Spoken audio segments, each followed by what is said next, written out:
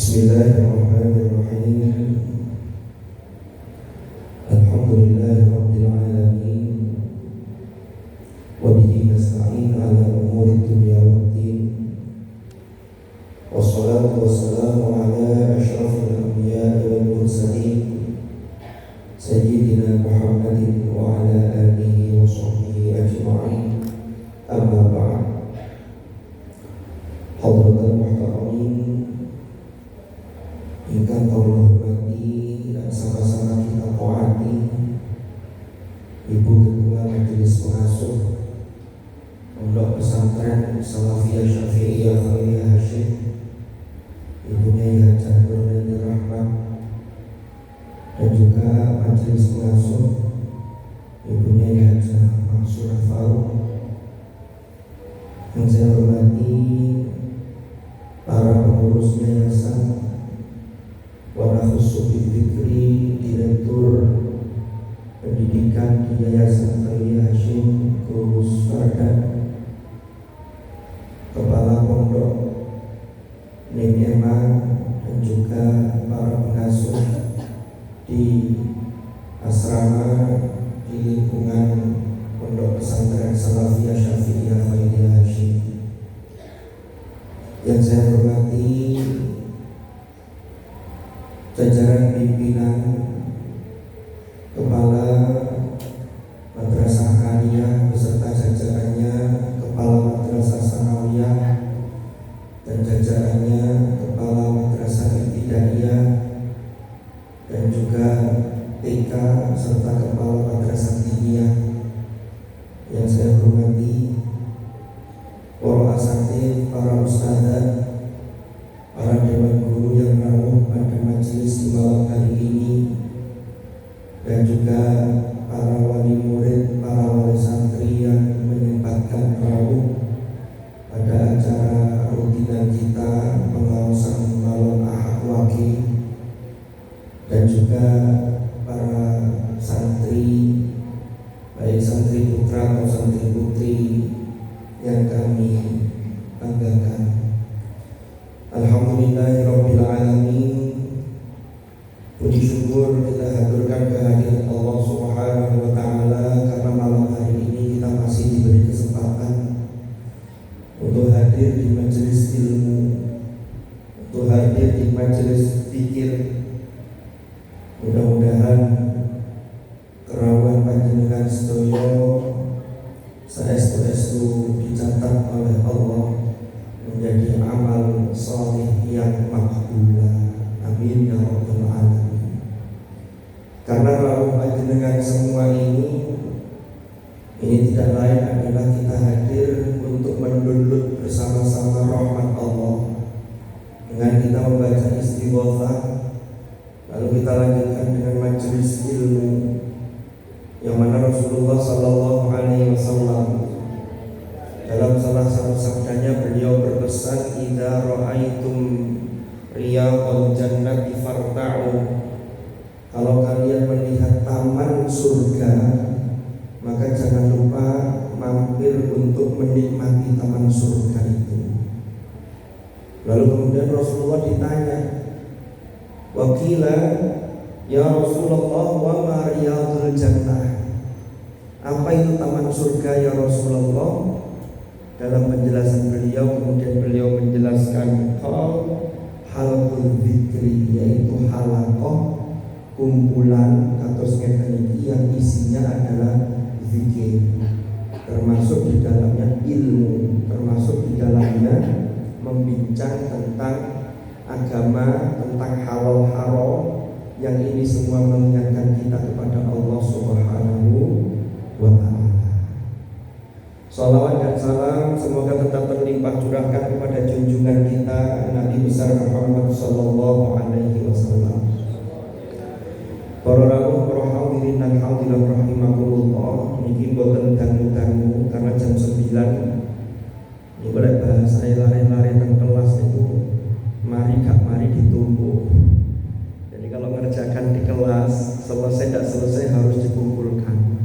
Jam 9 selesai dan selesai harus ditutup karena lanjut dengan acara sambangan. Kan ngoten nggih. Nanti kalau selesainya setengah 10 jenengan sambangannya waktunya malah terpangkas. Makanya ini diusahakan kita selesai jam 9. Atau mungkin hari ini tidak sampai jam 9 tapi cukup pukul 20.59. Nggih. Nggih kacek ini. Para hadirin dan hadirat rahimakumullah, kita masih melanjutkan kitab Adabul Alim wal Muta'allim. Mungkin muqaddimah sekedhik malih, nanti kita akan masuk ke Al-Babul Awwal. Saya baca agak cepat, kula waos rapi cepat.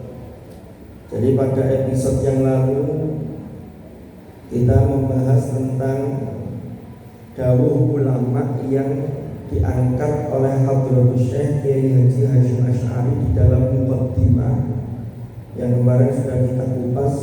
Wa qala ba'dhum at-tauhidu yujibul imana faman la imana lahu la tauhida lahu wal imanu yujibus syari'ata faman la syari'ata lahu la imana lahu wa la tauhida lahu wa syari'atu tujibul adaba faman la adaba lahu la syari'ata lahu wa la imana lahu wa la tauhida lahu.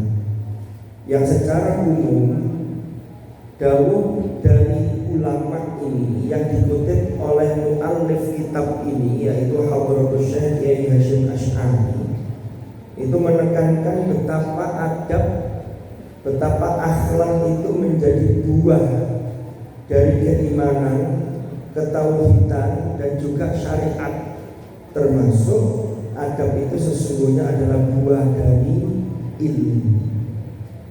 Maka kalau orang tidak punya adab, orang tidak punya akhlak, ini berarti di sini digambarkan faman la adaba lahu la syari'ata lahu wa la imana lahu wa la tauhida lahu. Dia ini digambarkan tidak bertauhid, tidak punya iman, tidak menjalankan syariat karena muskro.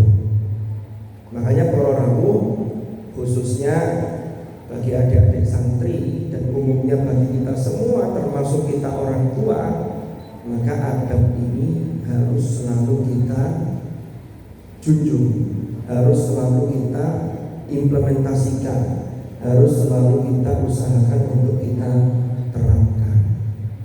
Ya, jadi semua ada etikanya. Fahadihi kulluha nususun sharihatun. Nah ini mulai ini penutup, kata-kata penutup dalam muqaddimah. Fahadihi mongko utawi ikilah aqwal kulliha ya kulluha ya sakabehane aqwal semuanya iku nususun piro-piro nas atau keterangan-keterangan sharihatun yang jelas. Jadi mulai yang kita baca sejak 1 tahun yang lalu, mulai dari pertama Hadratus Syekh mengutip atau menukil hadis riwayat Sayyidah Aisyah tentang hak anak yang menjadi kewajiban orang tua, sampai ditutup dengan dawuh sebagian ulama yang tadi sudah kita sampaikan. Ini semua adalah nususun sharihatun wa aqwalun muayyadatun, dan itu adalah dan ini adalah qaul-qaul atau dawuh-dawuh muayyadatun yang dikuatkan binuril ilham kelawan cahaya ilham. Jadi dawuh-dawuh ini jelas dan ini dikuatkan dengan cahaya dari Allah binuril ilham. Mufsihatun bi'uluwi makanatil adabi, ya, yang menerangkan bi'uluwi makanatil adabi, kelawan tingginya, luhurnya kedudukan adab. Jadi adab itu punya tingkatan yang luhur, tingkatan yang tinggi. Makanya ini judulnya kan Adabul Alim wal Muta'allim. Jadi ini yang harus dimiliki oleh al-alim sekaligus al-muta'allim. Musarrihatun yang menerangkan atau yang menjelaskan bi anna jami'al a'mal, bahwasanya semua amal-amal ad-diniyati kang bangsa agama. Jadi amal-amal keagamaan kita, sholat kita, atau yang lain-lain, qalbiyatan kanat au badaniyatan, baik yang bersifat qalbiyah. Qalbiyah itu sifatnya hati, boten tampak di luar. Kan kita itu melakukan ibadah itu mesti dua dimensi, itu mesti harus ada. Dimensi zahir, dimensi batin. Sama karena kita ini tercipta dari dua dimensi, dimensi zahir dan dimensi batin. Makanya Allah memerintahkan ibadah yang kita lakukan itu harus selalu punya dua dimensi. Nek zahir tok dilakoni niku kados napa? Mayat hidup.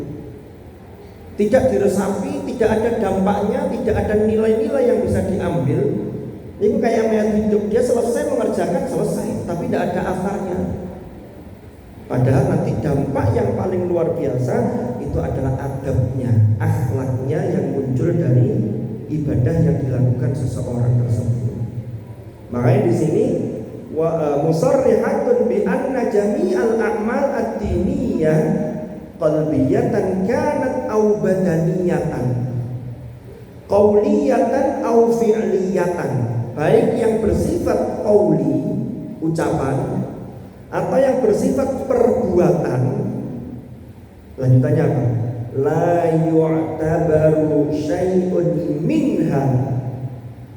Jadi itu semua la yu'tabar, orang dianggap apa syai'un, sesuatu minha saking amal, illa kecuali ingkana mahfufan, kecuali hal tersebut atau syai' tersebut iku mahfufan. Apa mahfufan ini? Mahfufan itu diliputi, ya, dikelilingi bil mahasinil adabiyati, kelawan piro-piro kebagusani akhlak, kebagusannya adab, wal mahamidis sifatiyati, lan piro-piro sifat atau terpuji, sifat-sifat terpuji, wal makarimil khuluqiyati, dan kemuliaan akhlak. Jadi yang kita lakukan para rawuh, amal-amal yang kita lakukan baik bersifat qalbiyah atau badaniyah, baik bersifat qauliyah atau fi'liyah, itu baru dianggap kalau dia mahfufan bil mahasinil adabiyah. Makanya itu terkait dengan apa yang kita lakukan. Itu kan mesti dua dimensi. Tadi kan sempat yang saya sampaikan melawang.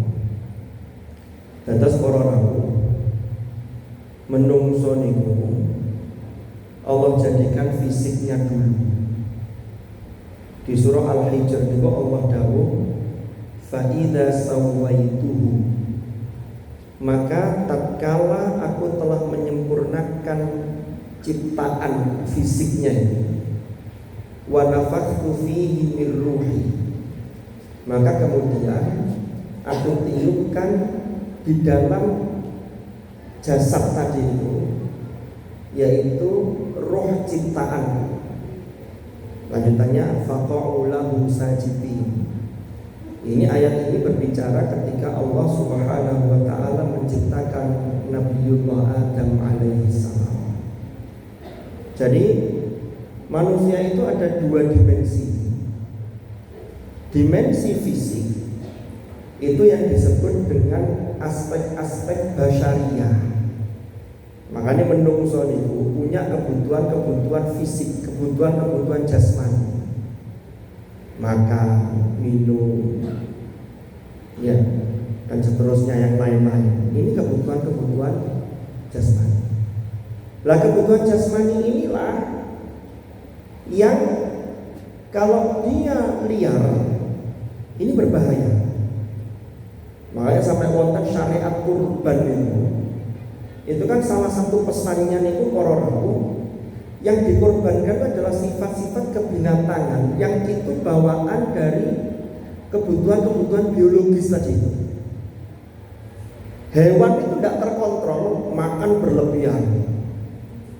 Terus karepe wong gak ono mandeke. Tapi menungso direm. Wa kulu washrabu wa la tusrifu. Dengan daharo minumo tapi jangan berlebihan. Lu kan ngoten. Lah yang kontrol ini siapa? Lah yang kontrol ini dikontrol oleh jiwa, dikontrol oleh sesuatu yang rohani yang itu dibimbing oleh wahyu. Nah, jadi kalau yang fisik saja yang dituruti, ini bahaya. Itulah yang kemudian terjadi, mohon maaf, di dunia barat itu mereka itu pokoknya fisiknya terpenuhi, kebutuhannya terpenuhi, termasuk kebutuhan-kebutuhan dasar yang dalam teorinya Maslow itu, ya, kebutuhan perut dan kebutuhan, mohon maaf, bawahnya perut, ini tidak terkontrol karena tidak dibimbing oleh agama, sehingga dianggap pokoknya lek menungso iku seneng, ini gare bahagia, lanjutkan. Makanya kemudian sangat kuat sekali, sangat masif sekali gaya hidup dari dunia barat yang diusung ke kita. Maka naudzubillah, ada laki-laki dan perempuan hidup dalam satu atap tapi tanpa ikatan pernikahan yang sah. Kan bulan kalau ini yang ramai ini ya, yang dimutilasi, dipacet nih lo itu padahal mahasiswa dan mahasiswi, tapi ternyata mohon maaf tinggal di kos-kosan yang itu, naudzubillah, itu belum ada ikatan pernikahan yang sah. Lo ngeten-ngeten kan bahaya. Makanya ngaji itu sangat-sangat penting sekali untuk mengasah rohani kita.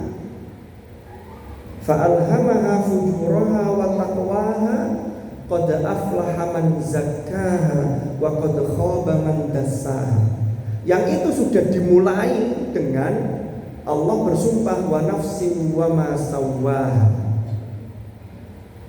Lho niki wonten nih para menyucikan jiwa ini itu adalah misi yang dibawa oleh Rasulullah Sallallahu Alaihi Wasallam yang kemudian dilanjutkan oleh orang-orang di pesantren, oleh para guru-guru kita, oleh kiai-kiai kita.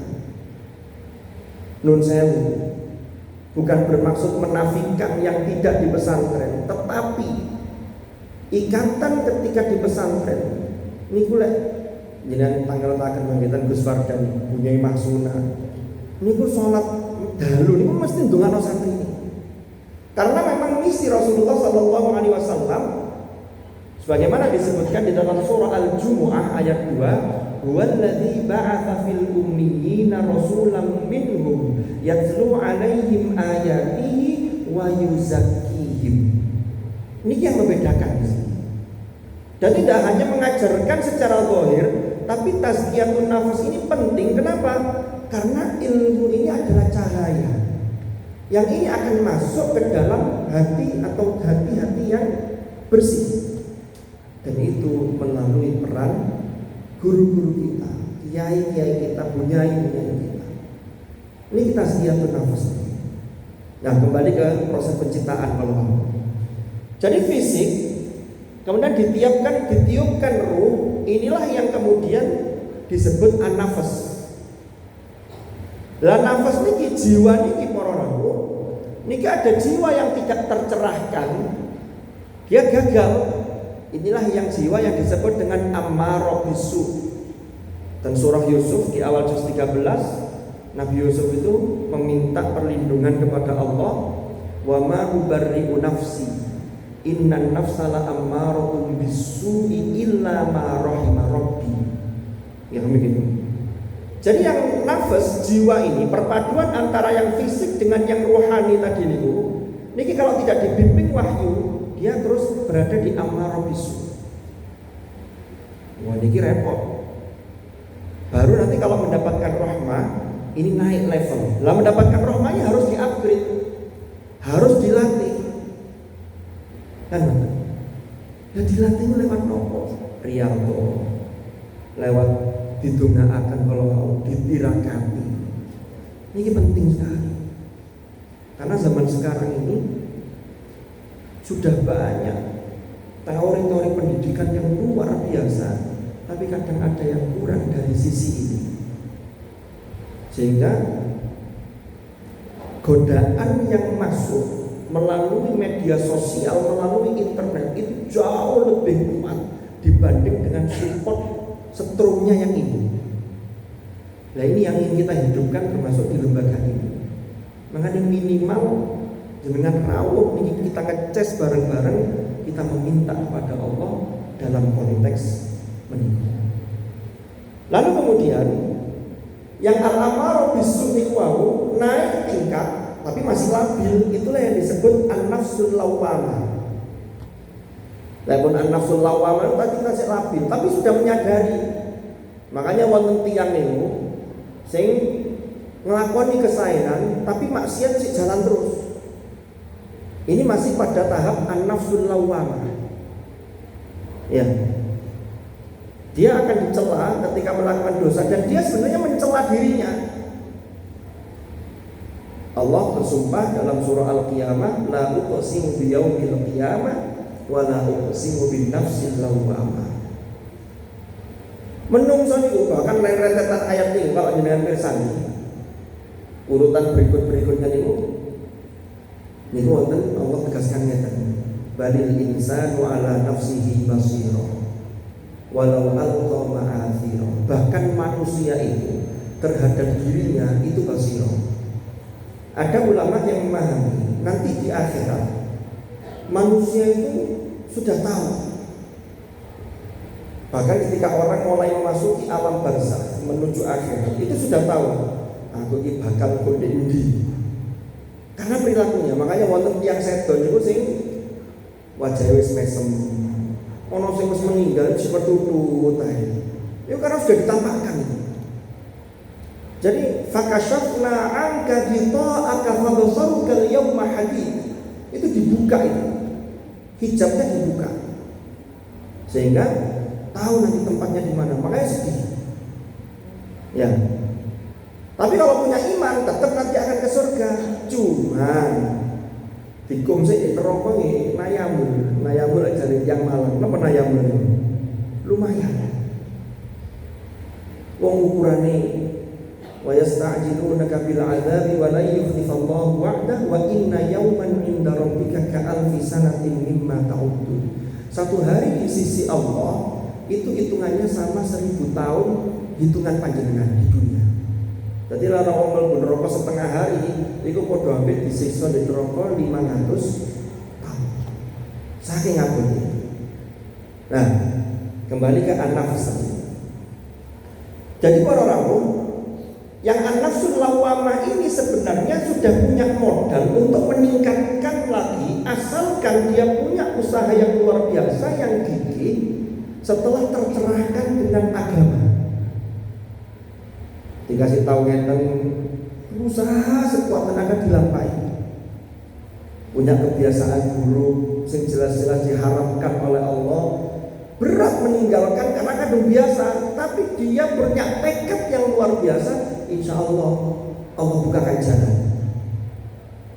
Tapi lek wis mboten tekad blas itu gak apa-apa ngene iki harus aja wis pas-pasan. Gak apa-apa enak kok repot nek ngoten ya. Enak kan yang berbisik adalah syahwat. Ini bisikan hawa nafsu yang al-amaru bis-su'i enak. Ini harus kita meningkatkan lagi. Kita terus membersihkan, menyucikan diri kita sampai menuju pada bagaimana menjadi an-nafsul mutmainnah. Lah an-nafsul mutmainnah inilah yang jiwa ini dibersihkan. Makanya dalam ayat tadi di surah Asy-Syams qad aflaha man zakkaha.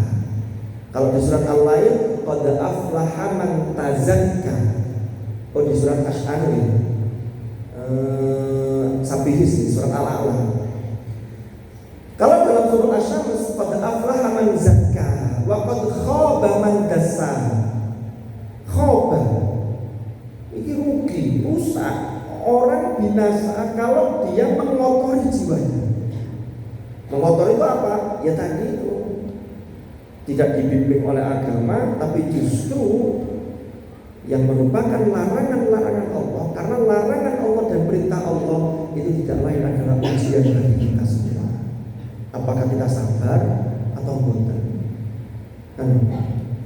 Maka dari itu para hadirin dan hadirat rahimakumullah, tiang ini kalau sudah an-nafsul mutmainnah, maka pasti yang dimunculkan itu adalah yang sebagaimana ini al-makarim al-khuluqiyah, al-mahamid as-sifatiyah, sifat-sifat yang terpuji yang muncul karena jiwanya sudah tercerahkan sehingga buahnya itu bisa tampak.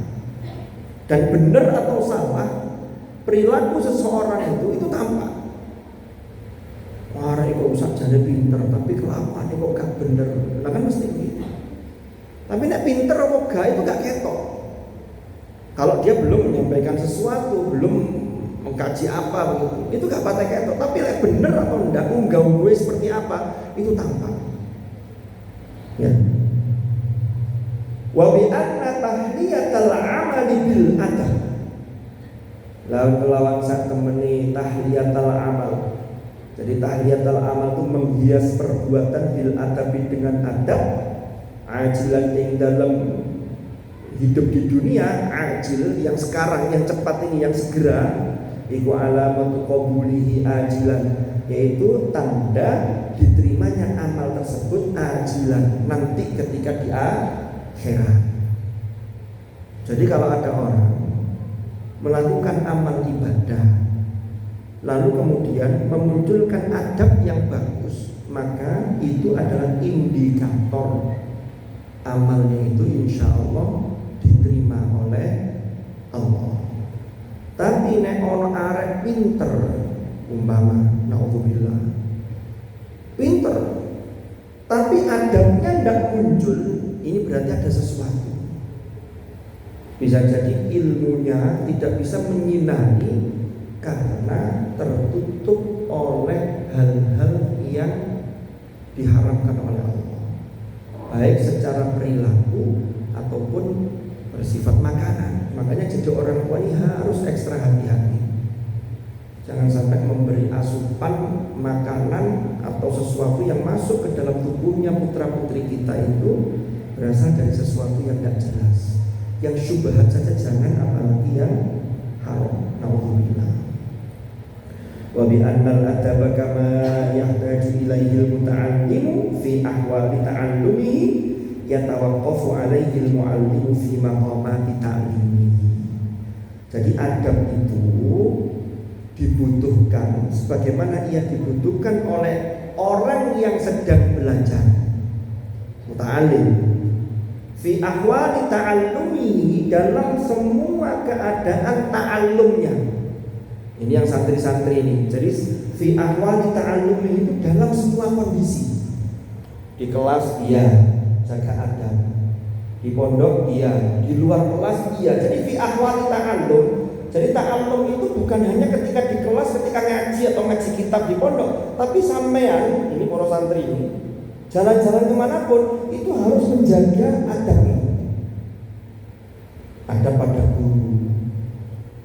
Guru itu ada pada guru itu tidak hanya ketika guru ada di hadapan kita sampai dinggul-dinggul begini, tapi lek galok gurune diilok-ilokno, dirasani. Itu berarti belum fi ahwali ta'allumi. Ya. Itu kalau di tempat lain wonten itu. Kadang-kadang murid hanya gara-gara diingatkan oleh guru lalu gak terima.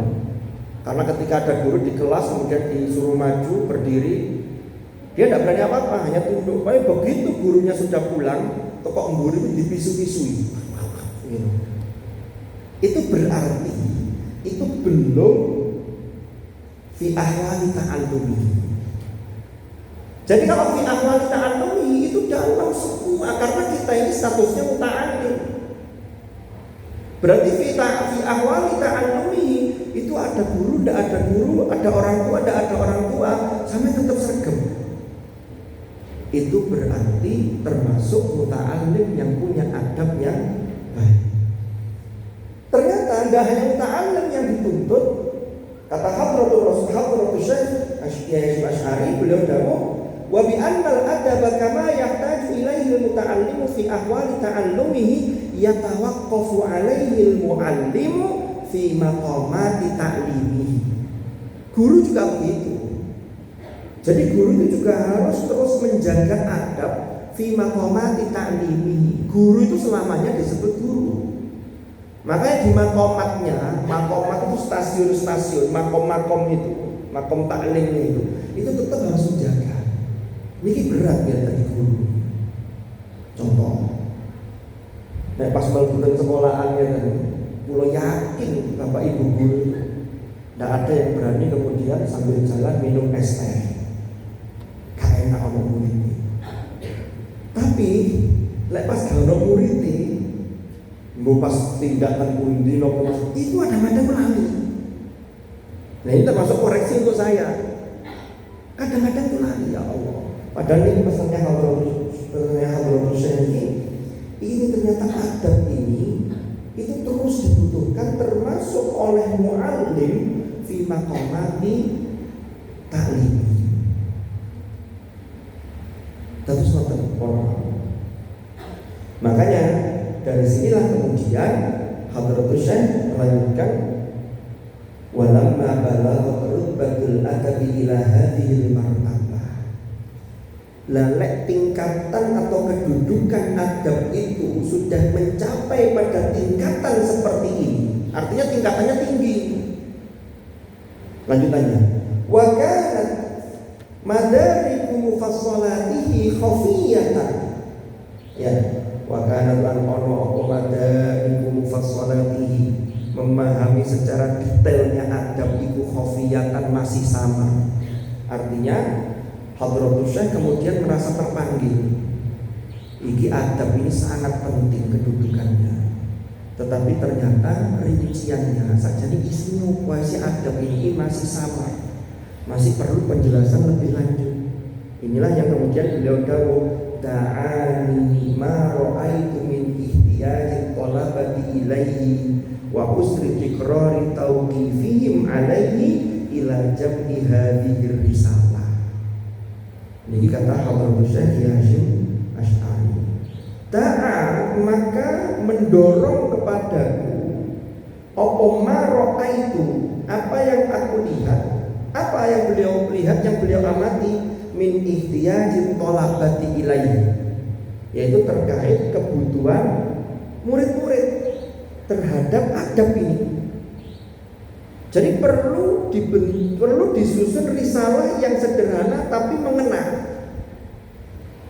Jadi ini motivasi beliau menulis kitab Adabul Alim wal Muta'allim. Min ihtiyajin tolabah. Tolabah itu jamak taksir. Dari tolib, jamaknya bisa tolabah atau tulab. Sama ustaz, jamaknya bisa asatid, bisa asatidah. Makanya biasanya para santri ini jangan sampai keliru. Yang saya hormati para asatid dan asatidah itu podo jamaknya. Kalau mau disebutkan sendiri asatid dan ustadzah, para asatidah itu sudah mencakup semuanya. Jadi asatidah itu jamak dari ustaz, tolabah itu jamak dari tolib. Jadi Hadratul Syekh Hasyim Asy'ari itu melihat kebutuhan murid terhadap adab dan wa usri tikrari tauqifihim alaihi, dan beliau menyatakan dan angeli menerapkan sampai di bolan-baleni ya apa caranya ngajari mereka adab. Ini padahal sekelas Hadratul Syekh Hasyim Asy'ari. Padahal zaman itu dereng wonten napa TikTok. Kan belum ada TikTok ya. Zaman Mbah Hasyim kan dereng wonten TikTok. Lah saiki godaane Masya Allah TikTok. Moro gawe HP dipasang rong ngene iki. Arek-arek iki lho. Ya untung aja terpondoknya mboten ndak boleh bawa HP kan. Ya. TikTok itu memang itu dari Cina, walaupun dulu asalnya itu sumbernya itu dari Indonesia. Tahun 60-an di Indonesia sudah ada TikTok, di Cina belum ada. Cina hampir so TikTok. yang sadar bakso, TikTok lah ini. Dari dulu itu sudah ada TikTok di sini. Cuman kemudian oleh Cina dibentuk jadi medsos. Oke, kita lanjutkan orang. Zaman itu mawon Hadratus Syekh mudhawuh ngeten. Wa usri tikrari tauqifihim alaihi. Iku angel nerapno adab. Tapi kita nggak boleh pesimis. Oh, coba biar itu orang HP wis angel itu dari saiki. Sebab terus kayak jangan ya nggak boleh. Karena kewajiban kita itu terus berikhtiar, terus mendoakan. Karena misi Rasulullah tadi itu, kan misi Rasulullah itu disebutkan huwallazi ba'atsa fil ummiyin rasulam minhum. Itu kemarin waktu saya di kampus itu ada Prof. Nasaruddin Umar, Pak Menteri itu rawuh, beliau menjelaskan ini. Beliau melihat bahwa ayat ini menggunakan fi'il mudhari'. Maka fi'il mudhari' itu menunjukkan makna istimrar. Ini terus. Jadi Hadratul Rasul terus mengajari kita secara zahir, ya, itu yang kemudian dilanjutkan oleh guru-guru kita, oleh ulama-ulama kita. Al-ulama warathatul anbiya. Maka ini terus, jenengan jadi guru ya terus harus mengemban misi ini, termasuk wa yu'allimuhumul kitaba wal hikmah, termasuk wa yuzakkihim wa. Jadi tidak boleh menyerah. Jadi orang tua gimana? Jadi tidak boleh kita berputus asa. Makanya kemudian inilah yang mendorong Hadratus Syekh, yang memotivasi beliau ila jam'i hadhihi risalah, sampai pada menulis risalah ini. Jadi kalau disebut risalah itu biasanya kitab atau karya itu yang tidak terlalu tebal. Risalatul ahli sunnah wal jamaah. Ya, kalau Imam Syafi'i dulu ar-risalah, kitab usul fiknya Imam Syafi'i itu surat balasan, makanya disebut ar-risalah. Jadi penguasa dengan surat ke beliau tanya bagaimana memahami Al-Quran, bagaimana memahami hadis, beliau jelaskan. Minta tolong muridnya namanya Rabi bin Sulaim al-Muradi, kemudian dibalaslah jadilah ar-risalah. Itu kitab tertulis usul fiqh yang pertama. Kita lanjutkan. Lah Hadratus Syekh ya Syekh Asy'ari nulis ini tazkiratan li nafsi. Ini tawaduknya beliau ini. Beliau itu ulama yang dikagumi seluruh Nusantara. Ya, menjadi rujukan. Itu beliau masih kemudian menyandarkan begini, tazkiratan li nafsi, ini sebagai pengingat untuk diriku. Nah kalau Hadratus Syekh mawon masih dawuh tazkiratan li nafsi, kok terus awake dhewe mengatakan, aku lho guru sing paling hebat, lu kok dhisik. Terus lanjutannya, walil qasirina min abna'i jinsi. Ini juga bentuk tawadhu beliau. Ya, kalau sekelas Hadratus Syekh ini betul-betul tawadhu yang muncul dari hati. Jadi bukan hanya gawe mujamalah, gawe nopo abang-abang lambe yang Jawa boten, ini betul-betul berangkat dari dalam hati beliau.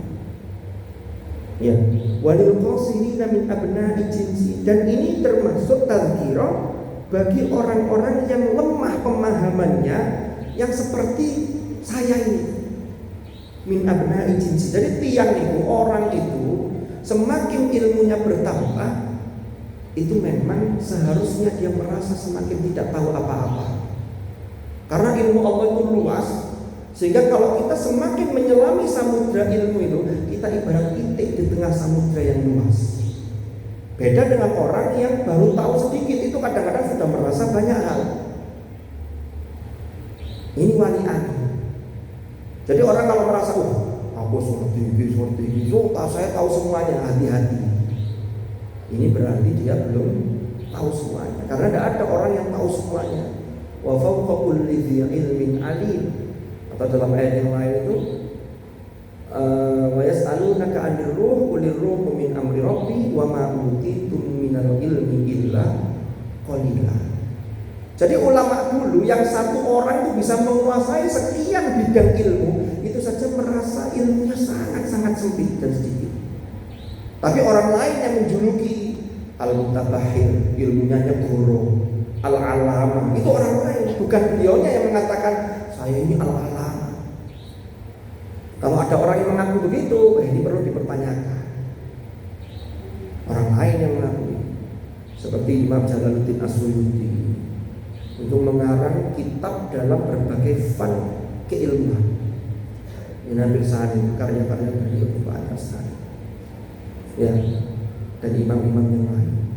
Semakin akhirnya kan ilmunya semakin sedikit, karena Allah itu mencabut ilmu lewat ulama-ulama, orang-orang yang dititipi ilmu. Bisa dengan baca di kitab Risalah Ahli Sunnah wal Jamaah. Jadi ilmu ini semakin akhir semakin diangkat, semakin sedikit. Oke. Kita lanjutkan.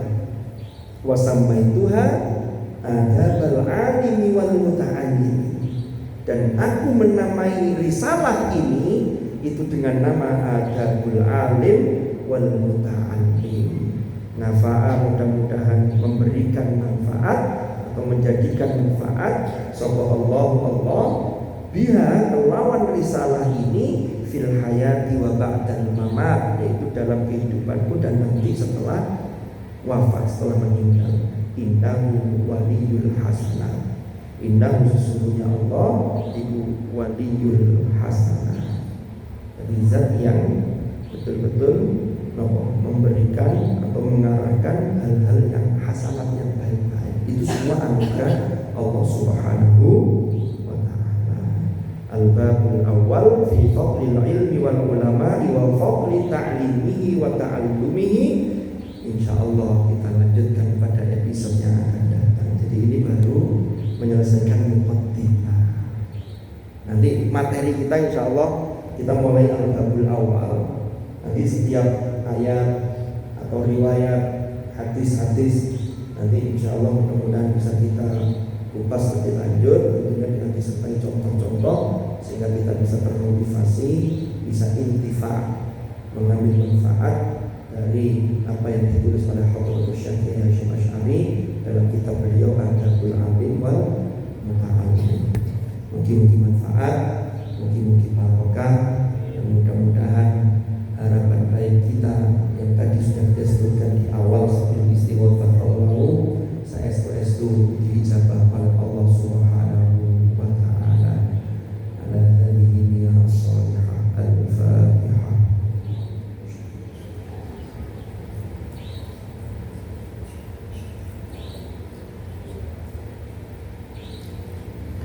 Bismillahirrahmanirrahim.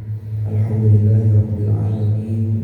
Hamdan yuwafi ni'amahu wa yukafi mazidah. Ya Rabbana lakal hamdu kama yanbaghi li jalali wajhika al-karim wa 'azimi sultanik. Allahumma shalli wa sallim ala sayyidina Muhammadin karimil aba'i wal ummahat.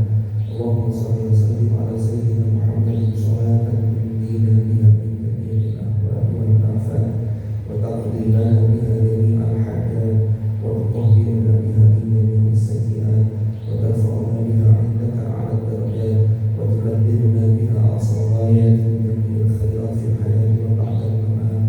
Allahumma ya Allah, inna nas'aluka salamatan fid din wa 'afiyatan fil jasad wa ziyadatan fil 'ilm wa barakatan fil rizq wa tawbatan qabla al-maut wa rahatan 'inda al-maut wa rahmatan wa maghfiratan ba'da al-maut.